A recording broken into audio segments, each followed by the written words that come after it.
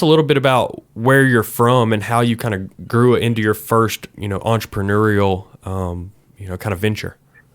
Yeah. So I started in New York. That's where I grew up, but I went to school in Pennsylvania, Lycoming College. It's a small um, liberal arts college.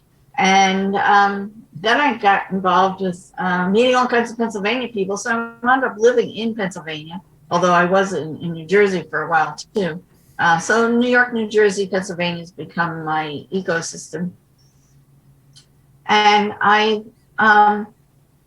really, after I was a teacher for a while and went to grad school, I then got married and I was looking for things to do. And I said, okay, well, let me start a business that's be entrepreneurial. And not only was it the beginning of the computer revolution where personal computers started to become very prolific. Um, it was really a wave for me to ride to coach myself on, how do you use word processing software? How do you use spreadsheet software?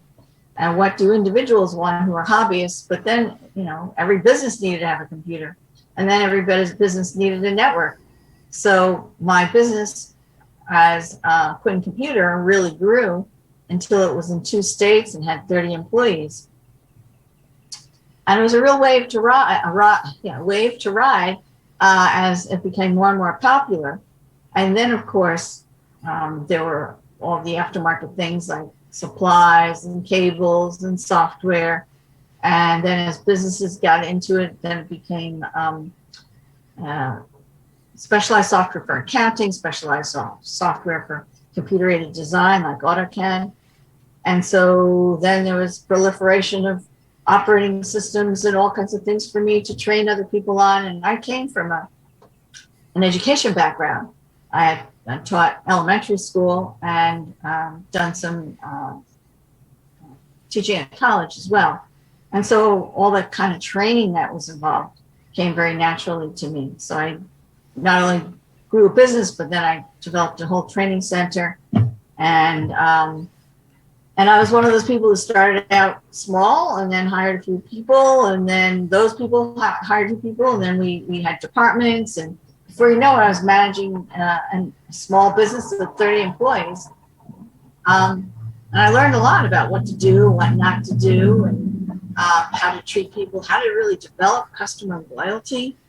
And that it's not just a program like buy 3, get 1 free to get people to come back, but it's how you treat your staff. But it's how you set up your organizational chart and where you place the customer in that. A lot of organizational charts start with the leadership at the top and then multiple levels of management and then the customer at the bottom. When really the best organizations, and if you can do this as an entrepreneur when you start your business, is wonderful. Flip that. Put the customer at the top. Then who's the customer touching staff, whether it's you or maybe some assistants you're hiring or maybe some outsourced people that you're working with. And eventually you build the organization to be very customer focused. And when you do that, your business has a much better chance of living and thriving